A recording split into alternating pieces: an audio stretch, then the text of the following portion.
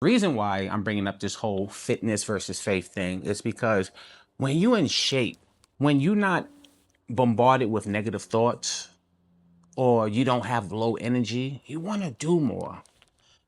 Your aura, you seem more pleasant. You seem like a people person. You want to be out there. You just don't want to just come home. Soon as you see the bed, you just want to go to sleep. Or you just want to sit down and watch TV all day.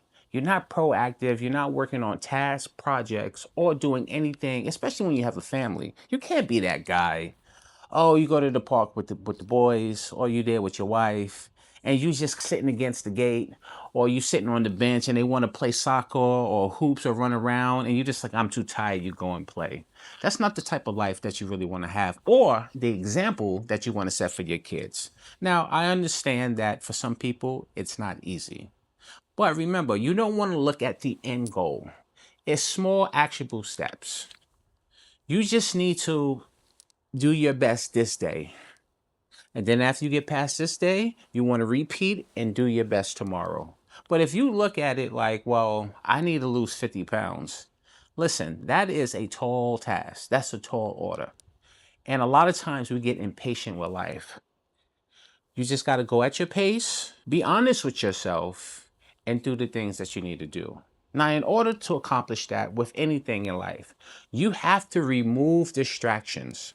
So if you're a type of person, you're addicted to chocolate chip cookies or any type of junk food, the easiest thing to do is, guess what? Don't keep it in the house. When you buy food with intention to help you along that journey, another thing you need to do is try to come up with a daily routine. Something that I enjoy doing, I love to walk. I wake up, say on a Saturday, which is tomorrow. I get up at 5:30, I do an hour and 15 minutes. Then I come back home and I utilize that time.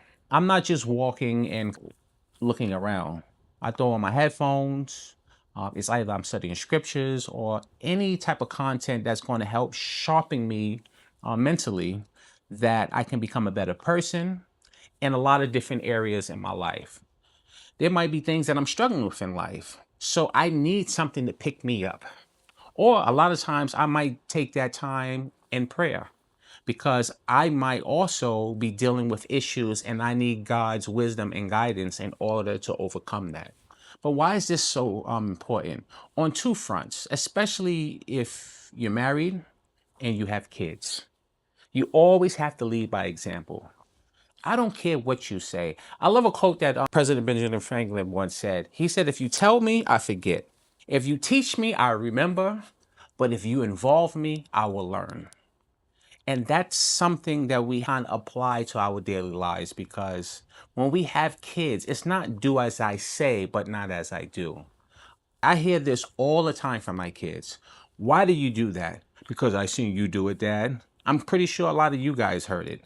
But in order for us to really get the most out of them, we have to walk a certain way. We're not going to always be perfect, which is fine.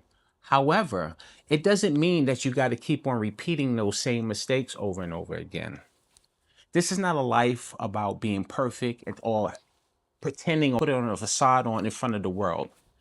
Be honest with yourself when you look in the mirror, see where you stand, assess yourself, and then decide what do I need to work on to further better my development or better myself as a person. Each day, set a task, set a goal, not big actionable steps, small manageable things, because that's what's important. Because if you're not consistent with whatever you're trying to do, then it's not going to work out for you. Consistency is key. I don't care if it's studying in life, I don't care if it's starting a business, whatever that thing is, you have to be consistent, you have to be disciplined. And for Christians, a lot of prayer because you're going to need God's strength on days when you don't want to do it. And that's the difference between people that make it and people that don't. A lot of times people can do something when they feel up to it. But what about those days when you don't feel like going outside and heading to the gym or doing whatever you need to do? I don't feel like eating salad today. I don't feel like eating the foods that I'm supposed to eat. I'm craving for the things that I'm not supposed to be doing. You don't want to crave for procrastination.